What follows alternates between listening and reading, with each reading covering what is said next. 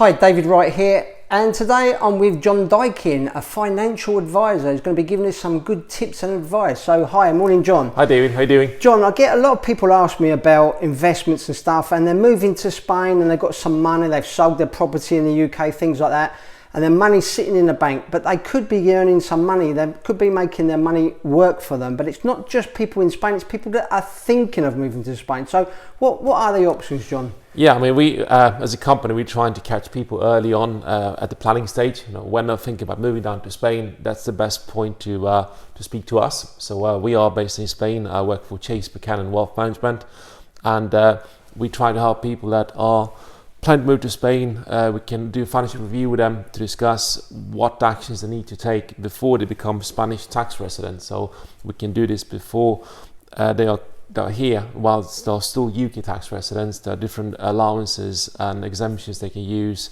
The UK tax system is very different from a Spanish one. The tax year is different. The whole system works in a different way. So there are things you need to consider, take actions on before you come down here, because once you become a Spanish tax resident, it can be too late to take those actions. To give you a few examples, David, for example, if you get a main residence to sell, then you're better off selling it in the UK before you come down here, because otherwise you'll pay a lot of Spanish tax on that sale.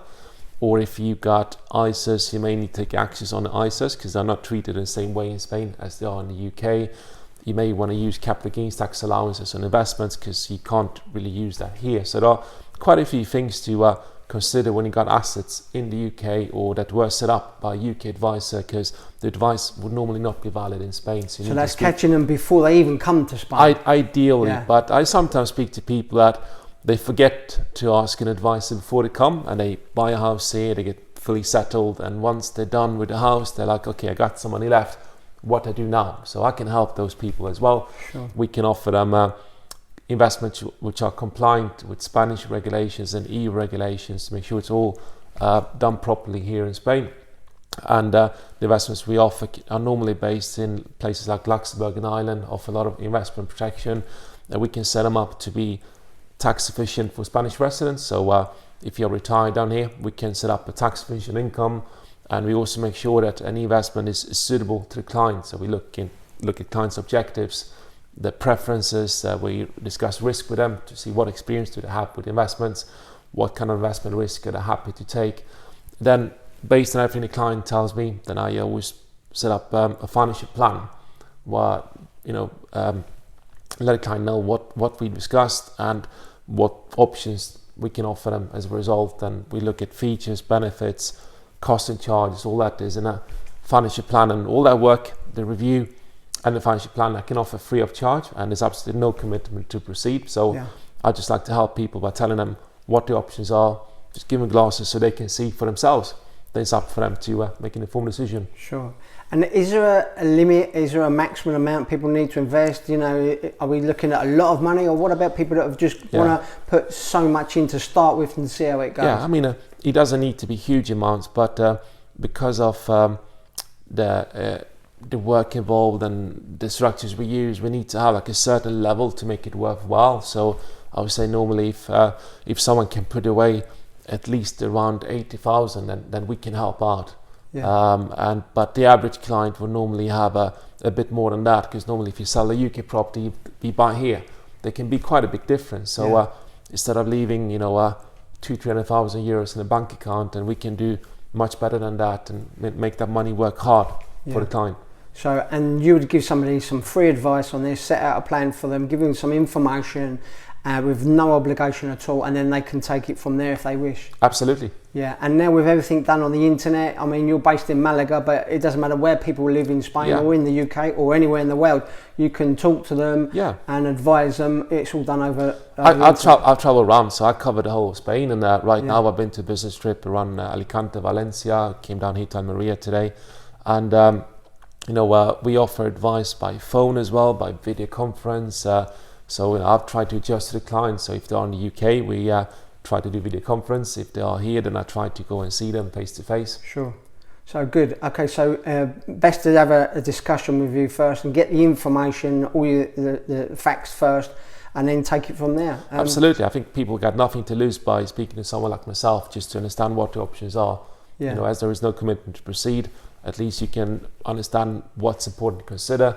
When we do these reviews, I normally spend 1 or 2 hours with clients to really get to know them, the financial situation, the family, also not just about where to invest some money, but what happens if you die here in Spain. What are the consequences to your family, what process they need to go through, how do they get inheritance, is there anything you need to do differently to save inheritance tax. Some regions in Spain have wealth tax. For example, in Alicante, wealth tax can be quite harsh because the allowance is much lower than other regions. It's only 500,000. In Andalusia, they've abolished the old wealth tax and new wealth tax kicked in. So it's important that people, especially if you have some assets, if you're wealthy, you understand what tax obligations you have. And sometimes by getting the right advice and structuring things differently, you can save a lot of taxes. Yeah, sure. And nobody likes to pay a lot of taxes, especially of course not. I think we all need to pay taxes. Taxes are there for a reason, but there's no need to leave a tip. Yeah, that's right. Yeah, and but there are quite a lot of options now for people. Rather than have the money sitting in the bank, because the banks are not paying you anything to have their money in the bank. So there are better options in the bank, a lot better interest rates. Yeah, absolutely. I mean, inflation is really high now, and that's caused interest rates to rise a bit. And banks are now offering a little bit of interest, perhaps 0.5%, 1% or 2% in some cases, but it's still peanuts in comparison to the price increases. Inflation is still around 10% plus in the UK. It's still around over 8% in most major countries. So if you just leave money in the bank, if you get 2% and your money loses value by 8% per year, you made a 6% loss roughly. So it's not a good deal. Yeah. So there are ways to get an investor to get that money working for you. And most investments on the medium to long term perspective, they tend to give you real returns above inflation. So it's important that you get the money working. There would normally be some risk involved with investments, but that's something that we will discuss with the client to make sure we find the right balance. Because the ideal investment, the perfect investment, would be something that is offering a really high return at no risk and instant access. And unfortunately, that's not available. So for me as an advisor, it's about finding the right balance for a client. What's most important? What are priorities? And if someone is not very experienced and doesn't want to have a lot of risk, wants the investment to be quite stable, we can offer that as well. But the long-term returns will be lower as well. Still much better than a bank account, but we can offer something more stable. Or for someone that's got lots of investment experience, they don't mind short-term fluctuations because the end result is more important in perhaps 5-10 years. Then we can offer them something as well that's more adventurous and is likely to give them more returns. Yeah. And you do a chat through Skype or through video or on the phone or by email. You can offer any of those things, yeah? Absolutely. And a lot of clients approach me by WhatsApp as well. So I'm approachable on all channels. I've adapted myself to the clients. Brilliant. Okay, great, John. Thanks so much. And if you want to get in touch with John, there's a link below this video where you can get in touch with John now. Thanks for watching. Thank you, John. Cheers.